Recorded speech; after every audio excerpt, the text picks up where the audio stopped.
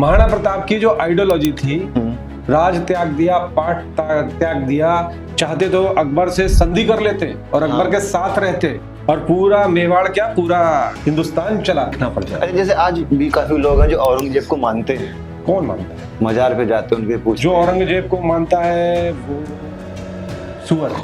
जैसे एक हांडी रानी जी भी थी, उनके बारे में भी बहुत कहानियां सुनने को मिलती हैं। तो रानी तुरंत सोने की थाल सामने होती है और जो वो दूत आता है ना, संदेश वाहक जो आता है ना, उससे कहती है मैं अपनी सबसे अनमोल चीज आपको दे रही हूँ, ये केवल राजा के सामने ही खुलना। और क्या करती हैं आपको पता है? तलवार लेती हैं, अपना जो सर होता है ना। जैसे एक चीज और इस टाइम काफी ज्यादा चल रही है, लव जिहाद का, ये इसको क्या कहेंगे आप? वो नाम बदल के आएंगे हाँ कहीं, और मैं बता रहा हूँ इसका कोई फ्यूचर नहीं। जो इस देश के लिए जिसने खतरा भी दिया वो राजपूत और क्षत्रिय। क्षत्रिय मतलब क्या क्या? लड़ने वाला योद्धा, लड़ने वाला, प्रोटेक्टर। लड़ने वाला नहीं, लड़ने वाला मतलब ये नहीं डंडा लिया वो लड़ने वाला लड़ लेंगे। वो लड़ने वाला नहीं, प्रोटेक्टर वाला लड़ने वाला, विद अ कॉज। हाँ, प्रोटेक्टर विद अ कॉज। तो कॉज, सबसे बड़ा कॉज क्या? धर्म, राष्ट्र। इससे बड़ा कॉज कोई कॉज नहीं। Nation first, self next.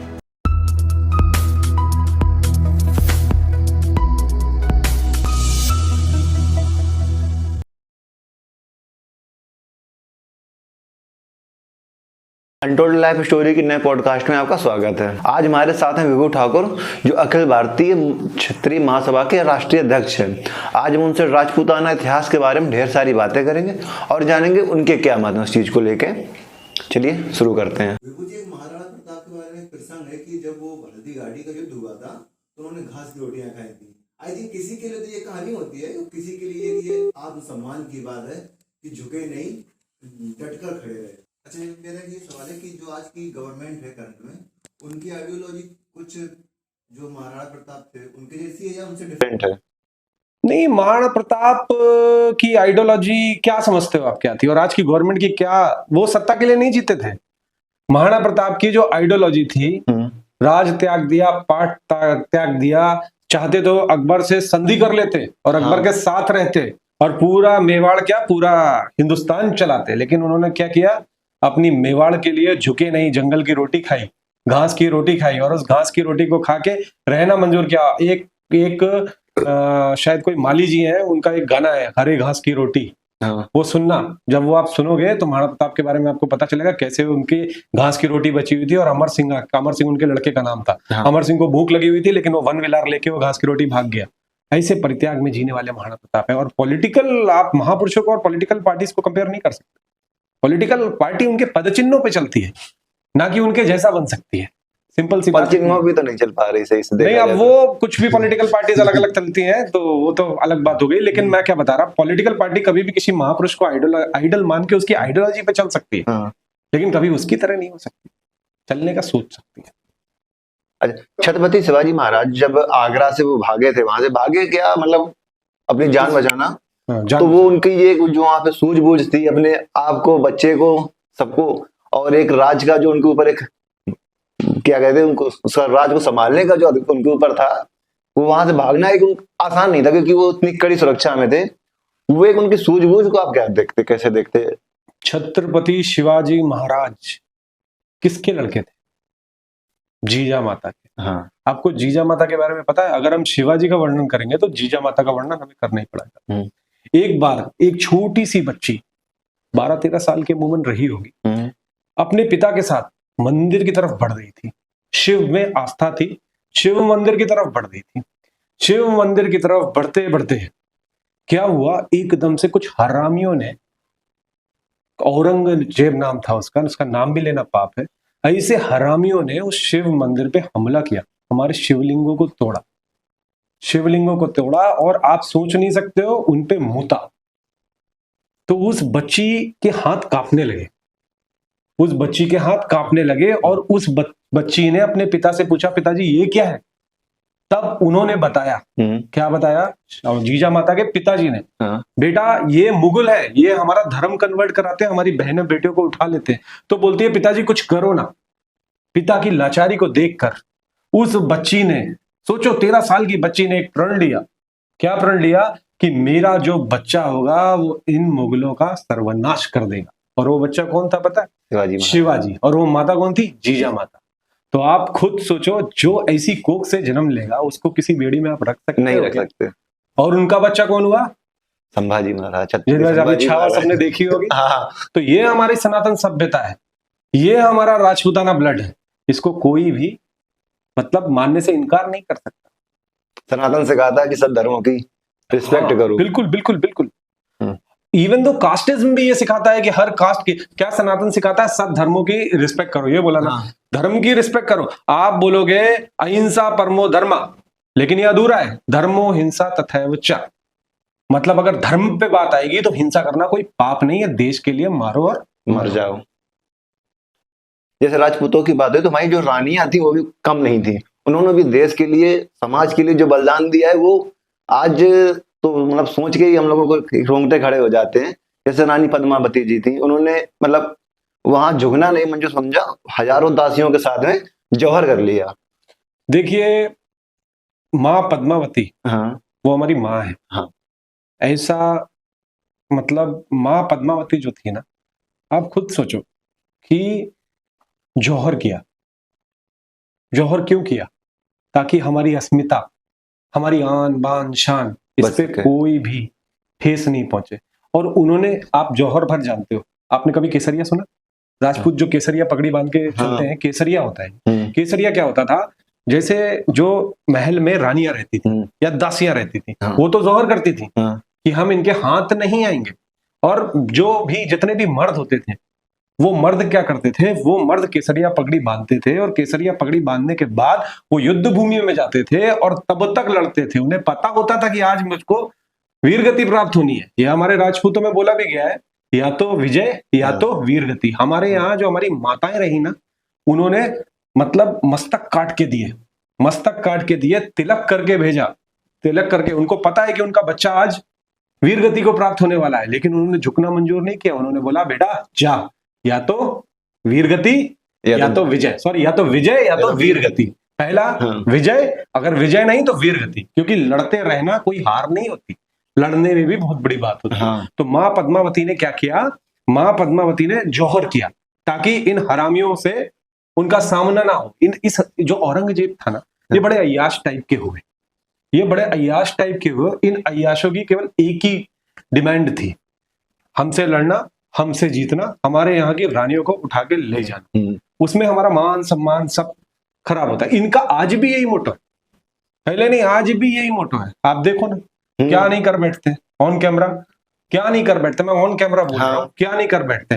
तो आप, जब इनका मोटो ही वो था, तो उस मोटो से अपने आप को सेव करने के लिए आप सोच सकते हो ना, क्या नारी का टेम्परामेंट रहा होगा। आज की माताएं क्या बोलती है? आज की माताएं अगर बाहर हल्का सा झगड़ा हो जाए तो बोलेंगी क्या है बेटा, बाहर मत जाना, अंदर आ जाओ। अंदर अच्छे लोग नहीं है। लेकिन धर्म के लिए मेरी माताओं से भी कहना है कि धर्म के लिए लड़कों को प्रिपेयर करो, अदरवाइज आपको देखना पड़ जाए। जैसे आज भी काफी लोग हैं जो औरंगजेब को मानते हैं। कौन मानता है? मजार पे जाते हैं, उनके पूछते जो हैं। औरंगजेब को मानता है वो सुअर है।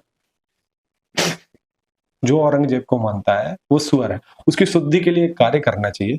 हमारे विष्णु भगवान का एक शुगर का अवतार है, 12 अवतार। 12 अवतार। उस अवतार के पास उसको पहले दर्शन कराने चाहिए, उसके बाद उसके ऊपर जल डालना चाहिए, तो वो शुद्ध हो जाए। जैसे रानी पद्मावती जी की बात हुई, ऐसी एक हांडी रानी जी भी थी, उनके बारे में भी बहुत कहानियां सुनने को मिलती हैं। उनके बारे में आप राजपूतों का इतिहास जैसे जैसे पलटोगे, ऐसी वीरांगनाएं, ऐसी माताएं आपको मिलती रहेंगी। हांडी रानी जी जो थी, उनकी शादी को केवल 7 दिन हुए थे, और राजा रतन सिंह की वाइफ थी। तो राजा रतन सिंह को पता चलता है कि फिर से यही हरामी राज्य की तरफ बढ़ रहे हैं, तो उनका मन थोड़ा व्यथित होता है, व्याकुल होता है। रानी साहिबा का, किसी का भी होगा, किसी की नई नई शादी हुई तो उसका भी होगा। आप सोचो, वो किसी तरह मना के और राजा भी मान के अपना युद्ध भूमि की तरफ चल देते हैं। आधे रास्ते से राजा को रानी की याद आती, तो वो अपना संदेश भेजते हैं। क्या भेजते हैं? संदेश। रानी संदेश सुन के बड़ी व्याकुल होती है। सोचिए आप, क्या टेम्परामेंट होगा। व्याकुल होती हैं, और राजा उनसे एक डिमांड करते हैं कि मेरे को अपना कोई सबसे प्रिय चीज दे दो, और रानी मैं लौट के जरूर आऊंगा, अपनी सबसे प्रिय चीज दे दो। तो राजा के अंदर मोह आता है। रानी ये सोचती है अगर इस मोह में राजा जाएंगे ऐसा एक राजपूत सनातनी सोच सकता है। हाँ। इस मोह में अगर राजा जाएंगे तो ये मतलब युद्ध भूमि में कैसे इनका मन लगेगा।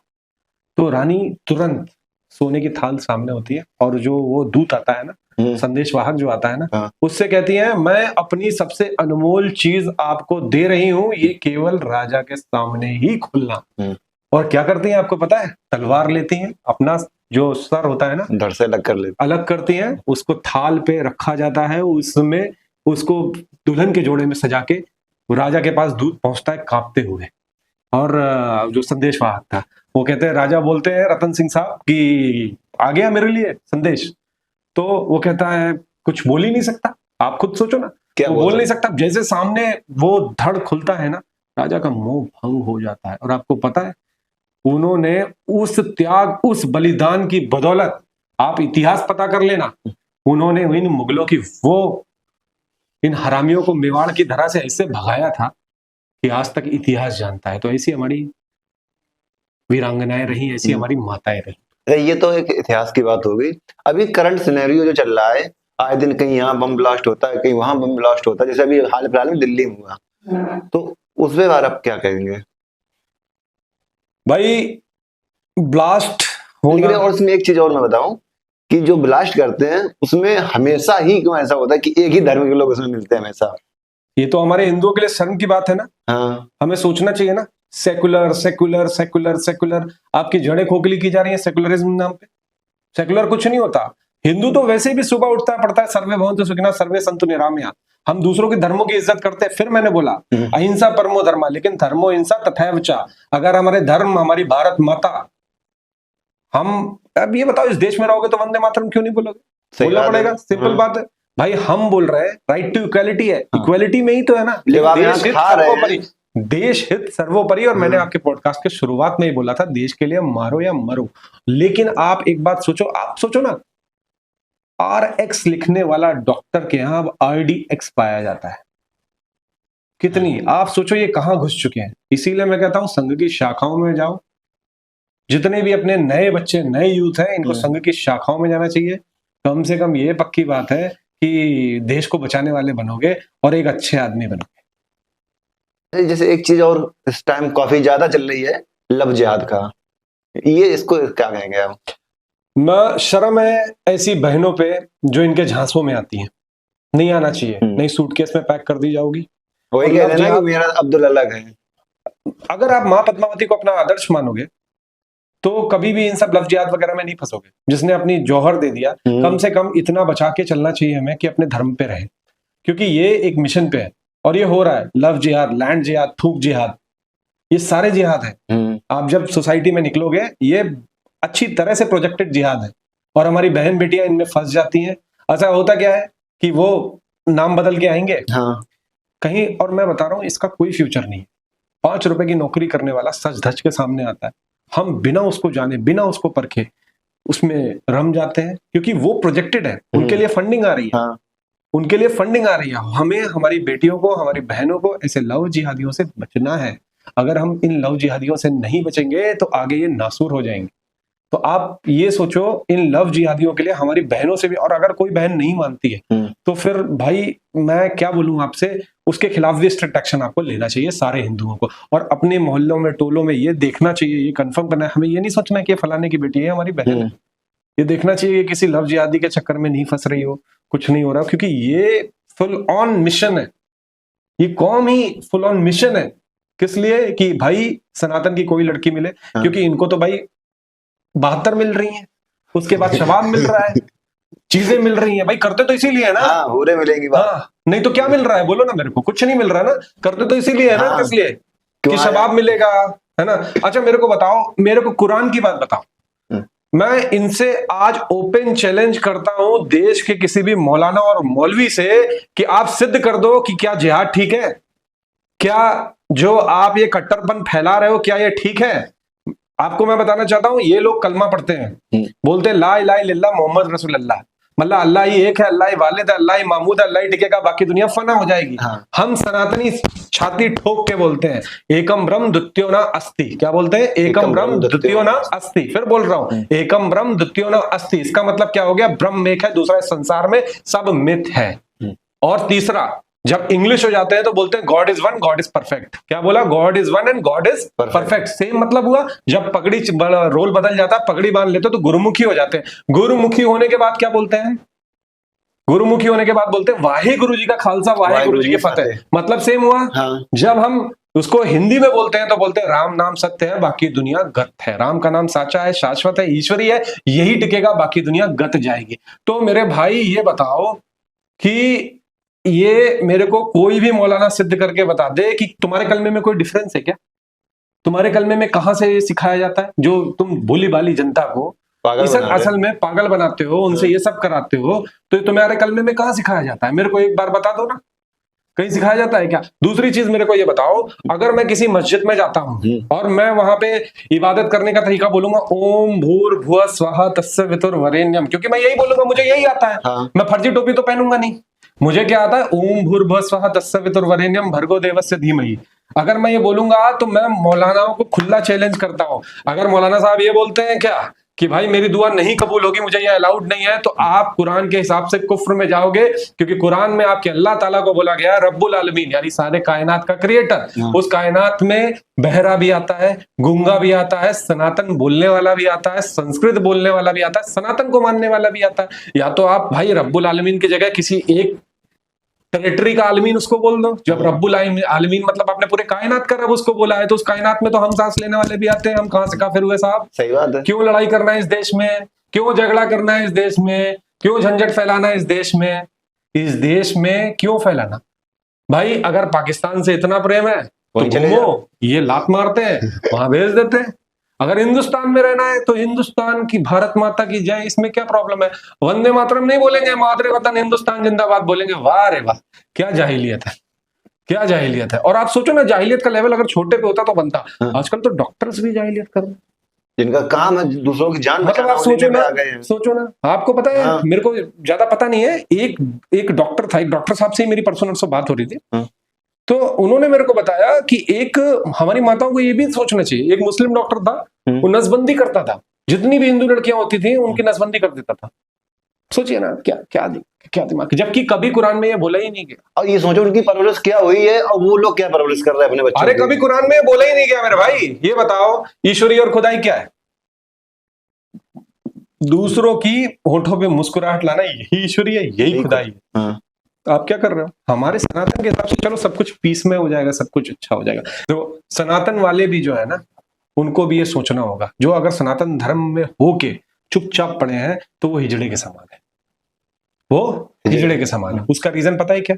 क्योंकि हमारे आंख के सामने हमारी बहन के साथ, बेटी के साथ हमारे धर्म। अच्छा ये बताओ, पीढ़ी दर पीढ़ी जब हम पैदा होते हैं तो हम अपने बाप दादाओं से क्या सीखते हैं? सभ्यता, संस्कृति, भगवान, धर्म। जब हम अपनी पीढ़ी को ये दे ही नहीं पाएंगे तो हमारे जीने का क्या मतलब? सोचो किसी मुसीबत में होते हो तो क्या बोलते हो? हे शंकर भला करना, खुद भगवान भला करना, भगवान भला करना। तुम्हारी दादी ने तुम्हें क्या सिखाया? हे बेटा ये विष्णु भगवान है, शंकर भगवान। क्या अपनी दादी बाबा ने क्यों पैदा किया? मेरा बच्चा मेरा जाके नाम रोशन करेगा। जब बच्चा धर्म में ही नहीं है तो नाम क्या रोशन करेगा? उनका बच्चा अब्दुल हो जाएगा तो कहां से नाम रोशन करेगा? तो इसलिए बहुत मॉडर्न बनो, अच्छे अच्छे कपड़े पहनो, यूथ के लिए बोल रहा हूं, मस्त बनो। देखो एक बात और बताता हूँ, आजकल एक होड़ लगी है वी शुड स्पीक इंग्लिश। मैंने इंग्लिश में बोला है खैर, लेकिन वो क्लास आता है उससे। मैं बताऊं आपको, ना उससे कोई क्लास आता है ना क्लास आता है। हमारे देश में ना, बिहार में सबसे ज्यादा टैलेंटेड बंदे पाए जाते हैं। पाए जाते हैं। जब बिहार में हमारे देश में सबसे ज्यादा टैलेंटेड बंदे पाए जाते हैं तो, लेकिन उनमें क्या होता है, हमने जैसे जितने भी डेवलप्ड नेशन है ना, उन डेवलप्ड नेशन में क्या हुआ, उन डेवलप्ड नेशन में सिंपल एक एजेंडा है, उनके यहाँ कोई भी एमएनसी कंपनी जाएगी तो उनकी भाषा में इंटरव्यू करेगी। लेकिन हमारे यहाँ आती है तो इंग्लिश में। आज भी मैं आपसे परफेक्टली एक बात बोल रहा हूँ, बिहार का राजू मिस्त्री फार बेटर है किससे? जो इधर पे इंजीनियर है। उसका रीजन क्या? उसको जुगाड़ आता है। लेकिन प्रॉब्लम क्या है? किसी भी देश की संस्कृति और किसी भी देश की सभ्यता को अगर तोड़ना है, किसी भी देश को अगर बैक करना है, मतलब उसको आगे नहीं बढ़ने देना, उसकी संस्कृति, उसकी सभ्यता। देखो मुगल आए, उन्होंने हमारी नालंदा यूनिवर्सिटी को जला दिया। आप मानते हो कि नहीं? Ayurveda is far better than allopathy. आप मानते हो ना? वो एक गंभीर इलाज है आयुर्वेद में। लेकिन आज संस्कृत पढ़ने वाला कौन है? कौन पढ़ने वाला है? और एक बात और, सनातन धर्म पे मैं बोलना चाहता हूँ, सनातन धर्म सबसे पुराना धर्म है। कैसे? बताओ कैसे? कैसे? ऐसे सनातन धर्म सबसे पुराना धर्म है और सबसे सच्चा। सनातन मतलब सच्चा होता है। हाँ। सनातन क्या है? धर्म है। हिंदू एक पद्धति है, जीवन जीने की पद्धति है हिंदू। तो सनातन इसलिए है क्योंकि आप ये बताओ, बच्चा पैदा होता है तो उसको कैसे आप आइडेंटिफाई करते हो? चिन्ह, ये रोता है ना, या लैंग्वेज बोलता है ना। जैसे कनपुरिया अगर आप बोलते हो तो आपको पता कनपुरिया का ऐसे जानते हो ना, अलग होता है। तो कनपुरिया जैसे आपने बोली तो ये पक्का कानपुर का है। तो जब ये बताओ, सबसे पुरानी, जब वे सबसे प्राचीनतम भाषा कौन सी है? संस्कृत। संस्कृत। संस्कृत को फॉलो करने वाला कौन? संस्कृत बोलने वाला कौन? सनातनी। भाई उर्दू तो नहीं बोलते थे, उर्दू तो संस्कृत से बनी। और हिंदी किससे बनी? संस्कृत से बनी। हम कौन सी भाषा बोलते थे? हमारे देवलोक में कौन सी भाषा चलती थी? हिंदी तो नहीं चलती थी, संस्कृत चलती थी ना। दैट मीन्स हमारी सभ्यता, हमारी सभ्यता सबसे पुरानी सभ्यता है, सबसे प्राचीनतम सभ्यता है। उर्दू भी उसी से बनी, इंग्लिश भी उसी से बनी। लेकिन फिर हम क्यों पिछड़े बोले जाते हैं अगर हम वो बोलते हैं? धड़ल्ले से बोलो ना यार। हम सनातनी सबसे प्योर, और अगर इस विश्व का कल्याण होगा ना तो सनातन से ही।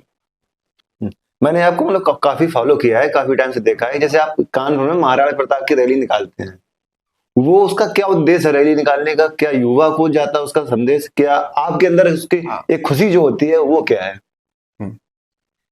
महापुरुषों के पद चिन्हों पे चलने मात्र से। अच्छा एक बात बताओ आप, हम यात्रा निकालते हैं, हम बड़े बड़े वो लगाते हैं, झांसी की रानी का स्टैचू लगाते हैं, उससे क्या होता है आपको पता है?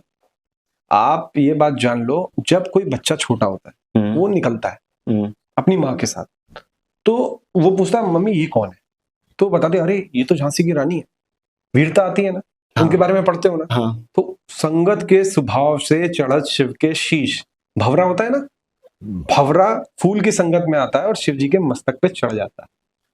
तो जब हम किसी महापुरुष, वही मैंने आपको बताया था वियतनाम, वियतनाम ने महाराणा प्रताप के बारे में पढ़ा, उनको कंठस्थ किया और युद्ध जीता ना। तो जब आप महापुरुषों के बारे में पढ़ोगे, जब उन्हें समझोगे, तो उनके जैसा बनने की कोशिश करोगे, उनके चरणों के रज के बराबर भी अगर बन जाओगे तो इस देश का कल्याण हो जाएगा। जितना भी हमने डिस्कस किया, इस देश का कल्याण केवल और केवल सनातनी सभ्यता से, राजपूती कल्चर से, इसी से होना है। जितना मॉडर्नाइजेशन में आप चलते चले जाओगे, चलते चलो, मॉडर्नाइजेशन खराब नहीं है। मॉडर्नाइजेशन में अगर आप चलते चले जाओगे तो अपनी रूट्स से भटक जाओगे। अपनी रूट्स को पकड़ो।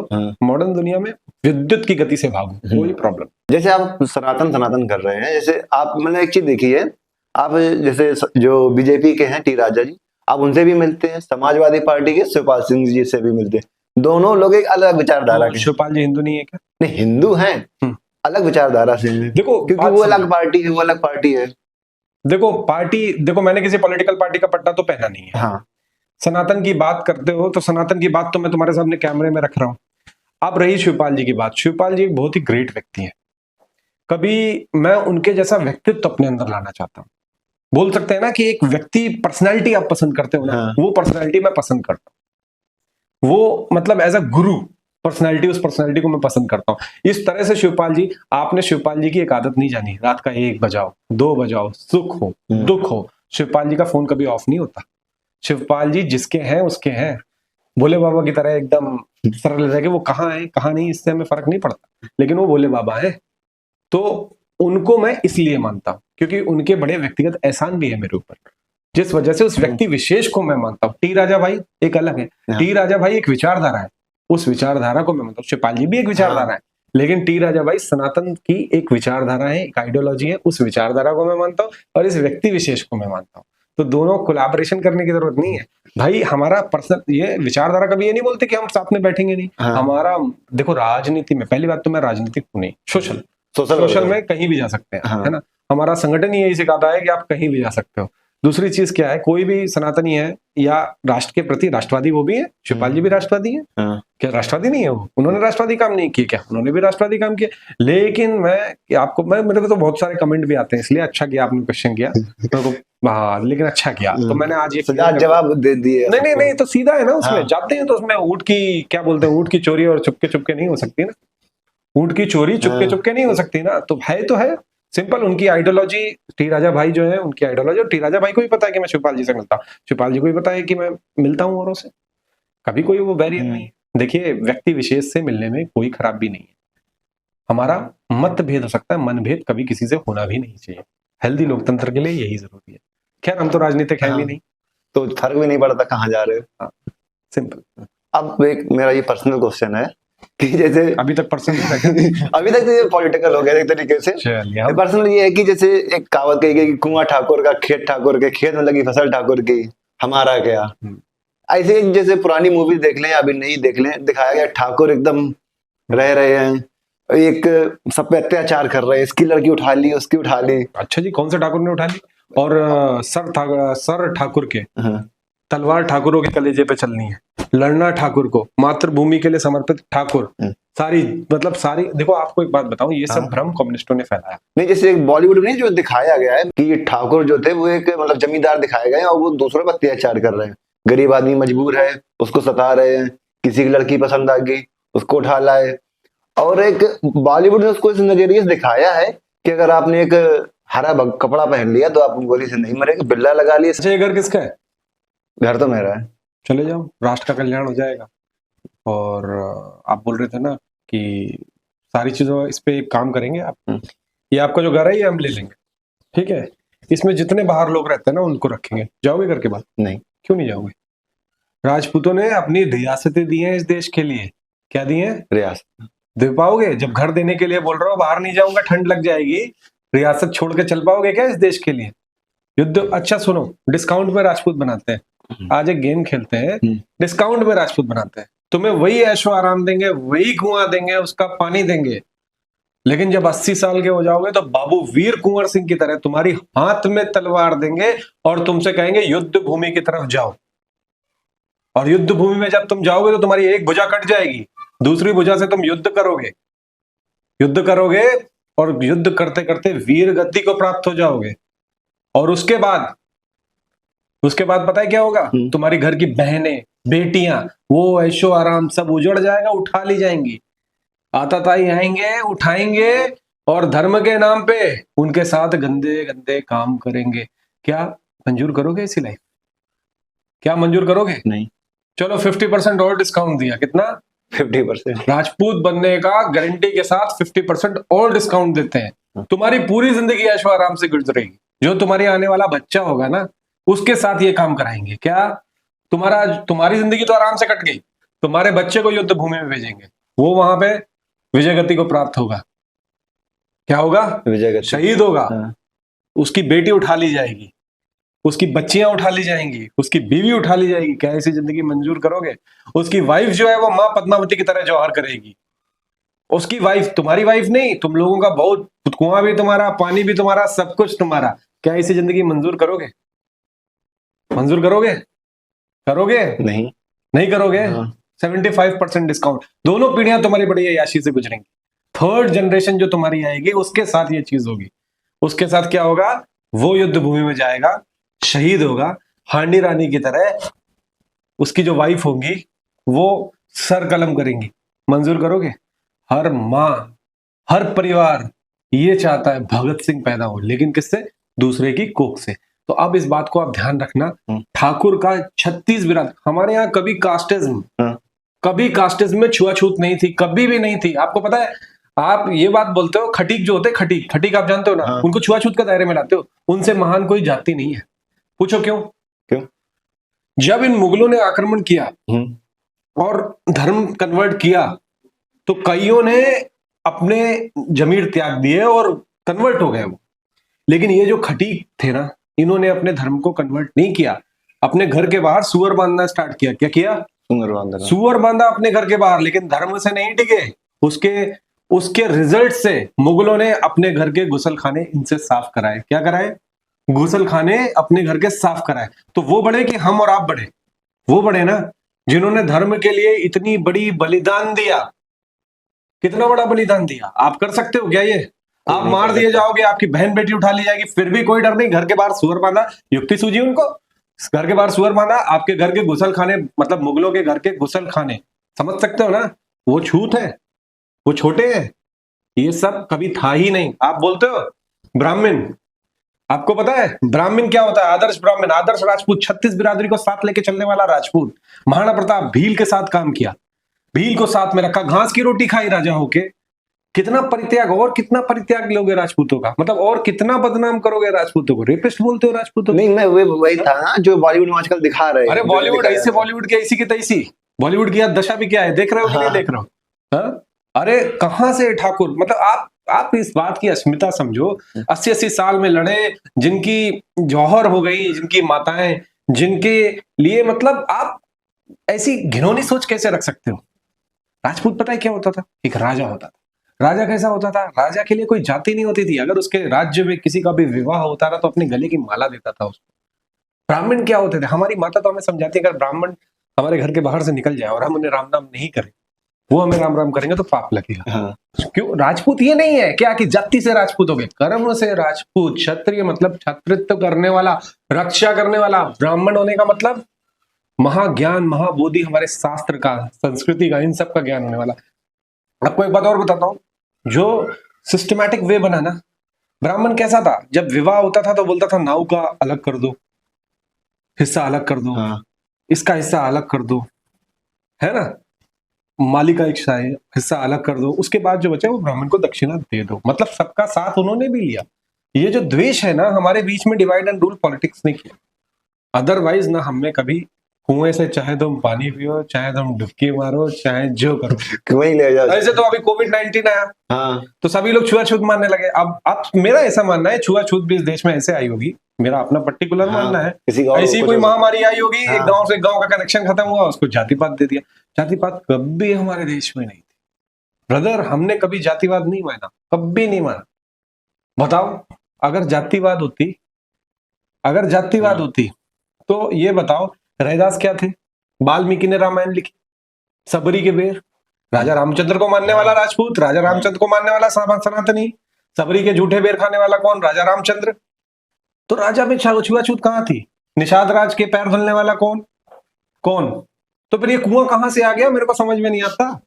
कुआं, खेत, जमीन, ये कहां से आ गया? मतलब आप समझो, देखो लिखनी वो कला है। आज जो हम लिख देंगे, आज तो वीडियोग्राफी चल रही है, जो हम लिख देते हैं वो इतिहास, इस देश के इतिहास के साथ बड़ा खिलवाड़ हुआ। तो इसको समझने का वक्त आ गया। नहीं, कोई जड़ कमजोर नहीं है, आज भी जागरूक हो, धड़ल्ले से काम करो। छुआछूत, जातिवाद, ये सब कुछ भी अपने देश में नहीं है। कोई भी जाति छोटी नहीं है, हर जाति का एक ना एक वॉरियर है, उसमें हमें, मतलब इतना महान वॉरियर है कि उस पर हमें फक्र होना चाहिए और वो हमें लेके चलना चाहिए। वो जाति को आगे बढ़ाएगा, हमारे आत्मसम्मान को आगे बढ़ाएगा। हर जाति में एक महापुरुष है। इसीलिए मैं कहता हूं महापुरुषों को बड़े बड़े स्टैचू बना के लगाओ, क्योंकि अगर हम परशुराम जी को देखेंगे, भगवान परशुराम जी को देखोगे ना, तो भगवान परशुराम जी को देखोगे तो मन में शक्ति आएगी, बल आएगा। महाराणा प्रताप को देखोगे, एक अलग तेज आएगा। पूंजा भील को देखोगे तो उनमें भी एक बल आएगा। अब बताओ, पूंजा भील तो SC/ST थे कि नहीं थे? उन्होंने कितना साथ दिया, बराबर लड़े, किसी राजपूत से कम थे क्या? नहीं, जो लड़ा वो राजपूत। जो इस देश के लिए जिसने कतरा भी दिया वो राजपूत और क्षत्रिय। क्षत्रिय मतलब क्या? लड़ने वाला योद्धा, लड़ने, प्रोटेक्टर, लड़ने वाला नहीं। लड़ने वाला मतलब ये नहीं डंडा लिया, नहीं, वो लड़ने वाला लड़ लेंगे वो लड़ने वाला नहीं, मतलब प्रोटेक्टर वाला, लड़ने वाला with a cause. Protector with a cause. तो कॉज, सबसे बड़ा कॉज क्या? धर्म, राष्ट्र। इससे बड़ा कॉज कोई कॉज नहीं। Nation first, self next. जैसे मैंने आपको देखा है, जैसे आपको प्रोफाइल में भी देखा है, सर आप एक लोगों को फॉलो करते, वो काली माता जी की प्रोफाइल है। आप एक उनके साथ आपका क्या कनेक्शन है ऐसा, जो मतलब क्या एक सुख मिलता है? क्योंकि एक होता है ना कि जो हम किसी के उपासक होते हैं उनसे कुछ सीखते हैं, किसी की प्रार्थना करते, तो एक मेरा वो होता है, मान लो कोई शिव जी की अगर प्रार्थना करता है तो उसका एक अलग होता है। शिव की शक्ति कौन? शिव की शक्ति कौन? माई ना, माई। हाँ, वो मेरी माँ है। वहां मेरे को बच्चे जैसा प्यार मिलता है। जो मैं फॉलो करता हूँ, ज्यादा दूर नहीं है, कभी जाके देख। भैरव घाट सुना है? बगल में इतनी पीस है, बगल में मुर्दे जलते हैं। उधर माई शमशान पे वास करती है, नाम है माँ शमशान काली। जाके देखना, कभी बहुत ज्यादा परेशान हो, इरिटेटेड हो, और माई की मूर्त में देखना, ऐसा लगेगा साक्षात माई खड़ी है। और मैंने बताया ना, ये ब्रह्मांड शक्ति से चलता है। किससे चलता है? शक्ति से। और हमारा सनातन भी कभी भी फेमिनिज्म आ जाए, फेमिनिज्म से पहले सीताराम, यशोदा के नंदलाल, माँ का नाम पहले याद आता। माँ का नाम नहीं, मातृशक्ति ही सब कुछ है। माँ है तो हम इस धरा पे है, अगर माँ नहीं है तो हम नहीं है। तो अगर मेरे को माँ के रूप में किसी माँ को पूजने को मिल रहा है जिससे मेरे को बच्चे जैसा प्यार मिलता है, आज मैं जो भी हूँ माँ ही, और उस बाबा साईं बाबा, अब लोग कहते हैं कुछ साईं बाबा के लिए, हाँ। तो वो तो क्या ही बताएं। जब ये आपने साईं बाबा का जिक्र किया तो उस कुछ लोगों का मानना एक अलग है, डिफरेंट है।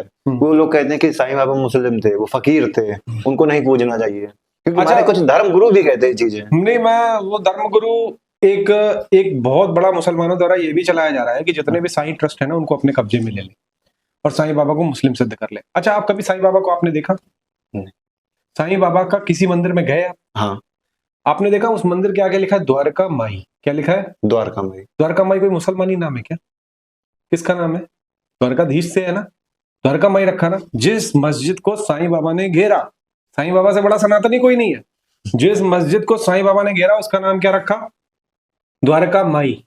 क्या कोई मुल्ला किसी चीज का नाम द्वारका माई रख सकता है?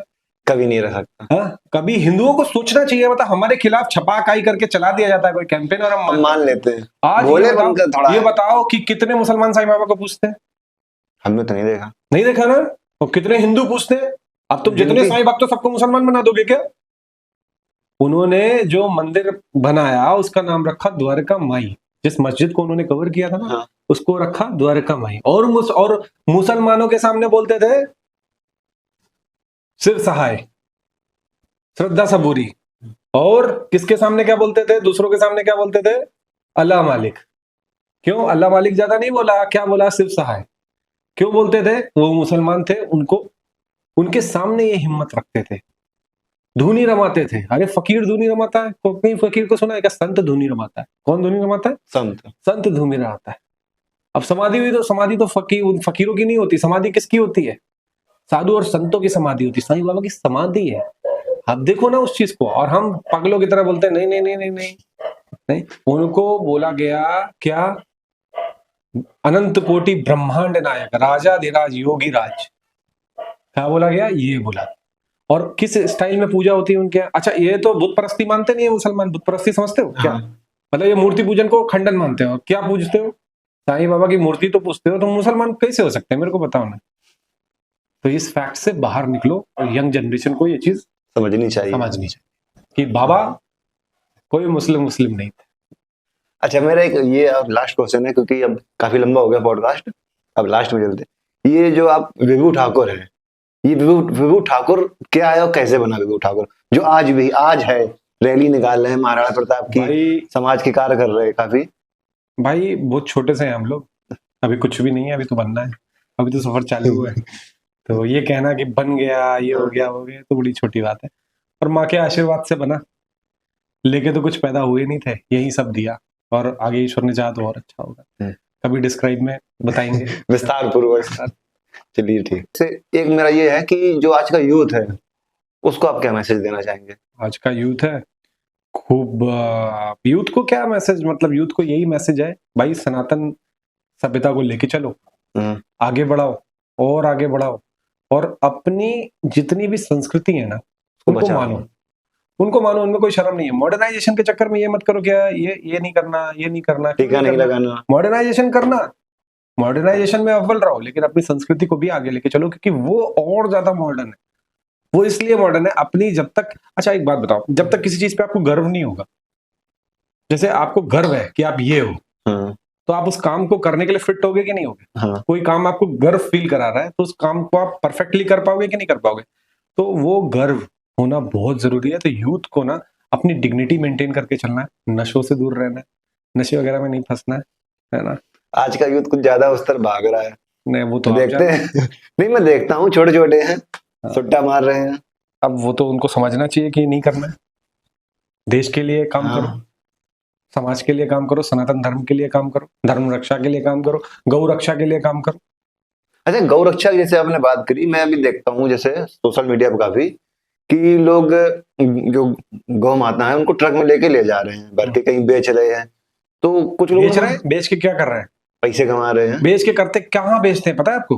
कहाँ बेचते हैं? जहाँ गाय कटती है। हाँ, तो ये बोलो ना, बेचना भाई, गाय को किसी बाजार में ले जाके बेचना और गाय को कटवाना, दो डिफरेंट सिनेरियो है ना। मतलब जहाँ पे जो कट रही हैं वहां पे जाके उनको बेच रहे हैं क्योंकि कुछ चंद पैसों के लिए।